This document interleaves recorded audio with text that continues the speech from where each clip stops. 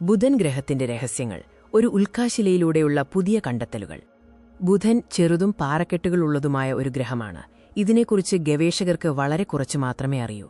ഉപരിതലത്തിലൂടെ കടന്നുപോയ 2 ദൗത്യങ്ങൾ. ബുധൻ ഇരുമ്പിന്റെ അംശം കുറഞ്ഞതും സൾഫർ കൂടുതലുള്ളതുമായ പുറംതോടാണ് എന്ന് വെളിപ്പെടുത്തി. ബുധൻ രാസപരമായി റിഡ്യൂസ്ഡ് അവസ്ഥയിലാണ്. വാസ്തവത്തിൽ സൗരയൂഥത്തിലെ ഏറ്റവും കൂടുതൽ റിഡ്യൂസ്ഡ് ആയ ഗ്രഹമാണിത്. ഇതിന്റെ ഉപരിതലം ഇരുമ്പിന്റെ അംശം കുറഞ്ഞതും സൾഫർ കൂടുതലുള്ളതുമാണ്. ബുധന്റെ ഉപരിതലം ഇരുമ്പിന്റെ അംശം കുറഞ്ഞതും സൾഫർ കൂടുതലുള്ളതുമായ ഒരു പുറംതോടാണ്. ഈ സവിശേഷത ബുധൻ ഗ്രഹത്തിന്റെ രാസഘടനയെക്കുറിച്ച് കൂടുതൽ മനസ്സിലാക്കാൻ സഹായിക്കുന്നു. ബുധന്റെ ഉപരിതലം ഭൂമിയുടേതിൽ നിന്ന് തികച്ചും വ്യത്യസ്തമാണ്.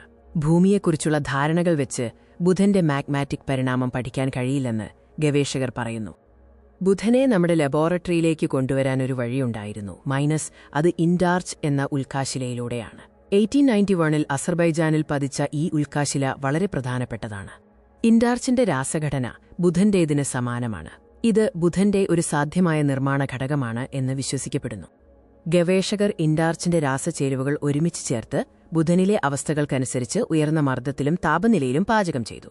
ഇത് ബുധന്റെ രാസപരമായ പരിണാമം മനസ്സിലാക്കാൻ സഹായിച്ചു. ഈ പരീക്ഷണങ്ങളിലെ പ്രധാന കണ്ടെത്തൽ സൾഫറിന്റെ സ്വാധീനമാണ്. കുറഞ്ഞ താപനിലയിൽ ഈ പാറകൾ ക്രിസ്റ്റലൈസ് ചെയ്യാൻ തുടങ്ങുന്നതിന് സൾഫർ കാരണമാകുന്നു. സൾഫർ കൂടുതലുള്ള മാഗ്മകൾക്ക് ഭൂമിയിലെ സമാന മാഗ്മകളെ അപേക്ഷിച്ച് കുറഞ്ഞ താപനിലയിൽ ദ്രാവകാവസ്ഥയിൽ തുടരാൻ കഴിയും. ഈ കണ്ടെത്തൽ ബുധന്റെ മാഗ്മാറ്റിക് പരിണാമത്തിൽ ഒരു വഴിത്തിരിവാണ്. സൾഫറിന്റെ സാന്നിധ്യം ഈ റിഡ്യൂസ്ഡ് മാഗ്മ പാറകൾ ക്രിസ്റ്റലൈസ് ചെയ്യാൻ തുടങ്ങുന്ന താപനില ഗണ്യമായി കുറയ്ക്കുന്നു. അതായത് സൾഫർ സമ്പുഷ്ടമായ മാഗ്മകൾ കുറഞ്ഞ താപനിലയിലും ദ്രാവകമായി നിലനിൽക്കും.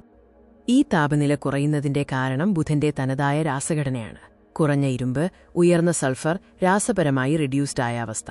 ഇരുമ്പ് കൂടുതലുള്ള ഗ്രഹങ്ങളിൽ സൾഫർ ഇരുമ്പുമായി ബന്ധിക്കപ്പെടാൻ ഇഷ്ടപ്പെടുന്നു.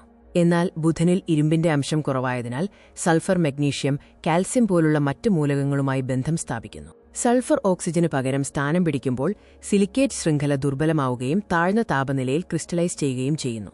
ഇത് ഗ്രഹത്തിന്റെ മാന്റിൽ ദൃഢമായ രീതിയെ അടിസ്ഥാനപരമായി മാറ്റുന്നു. ഈ കണ്ടെത്തൽ ബുധൻ എങ്ങനെ പരിണമിച്ചു എന്ന് മനസ്സിലാക്കാൻ സഹായിക്കുന്നു. മറ്റ് ഗ്രഹങ്ങളെ ഭൂമിയുടെ രൂപീകരണത്തെ അടിസ്ഥാനമാക്കി ചിന്തിക്കാതെ അവയുടെ തനതായ രാസഘടനയുടെ അടിസ്ഥാനത്തിൽ മനസ്സിലാക്കാൻ ഇതൊരു വഴി നൽകുന്നു.